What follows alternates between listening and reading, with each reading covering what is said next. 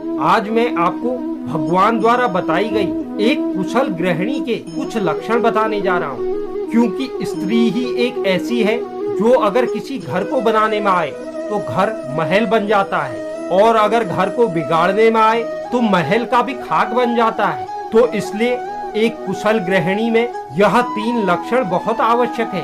भगवान कहते हैं, आदर्श पत्नी वह होती है जो मन, वचन और कर्म तीनों से शुद्ध होती है, घरेलू कार्य में निपुण होती है तथा आचरण अच्छा होता है, वह पतिव्रता है। तो उसमें यह एक अच्छी पत्नी के गुण हैं।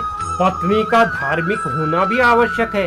पत्नी अगर धार्मिक है तो वह आपके जीवन में खुशहाली लाती है, और अगर वह धार्मिक नहीं है तो इसका सीधा असर पति के जीवन पर होता है, और ऐसे दंपति कभी खुश नहीं रह पाते।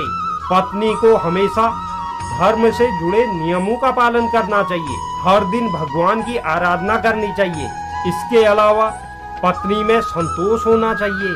संतोष किसी भी रिश्ते को मजबूत कर सकता है, और जिस इंसान की पत्नी में संतोष की भावना होती है वह अपनी इच्छाओं पर काबू रख पाती है, वह हमेशा सुखी रहती है और अपने परिवार को भी सुखी बनाती है। अगर इच्छाएं ज्यादा होंगी तो विवादों की संभावनाएं भी बढ़ेंगी, अचानक खर्च भी होगा जिससे रिश्ते कमजोर होते हैं, परिवार में अशांति फैलती है।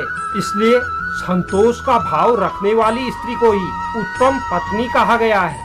इसके साथ ही पत्नी को मीठा बोलने वाला होना चाहिए, क्योंकि किसी भी स्त्री की वाणी ही उसके चरित्र का पहला प्रतीक है। अगर आप किसी से भी पहली ही मुलाकात में कड़वा बोलेंगे तो हो सकता है वह इंसान आपसे कभी भी बात ना करे।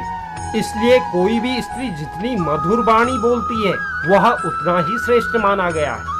तो किसी भी व्यक्ति के जीवन में ऐसी स्त्री का होना आवश्यक है जिसके अंदर धार्मिकता, संतोष और मीठा बोलने की प्रवृत्ति हो। वही पत्नी सबसे श्रेष्ठ मानी गई है। यह आपके घर में सुख शांति को बढ़ाती है। जिस घर में सुख शांति होती है उस घर में समृद्धि होती है। तो इन बातों को हमें जरूर याद रखना चाहिए।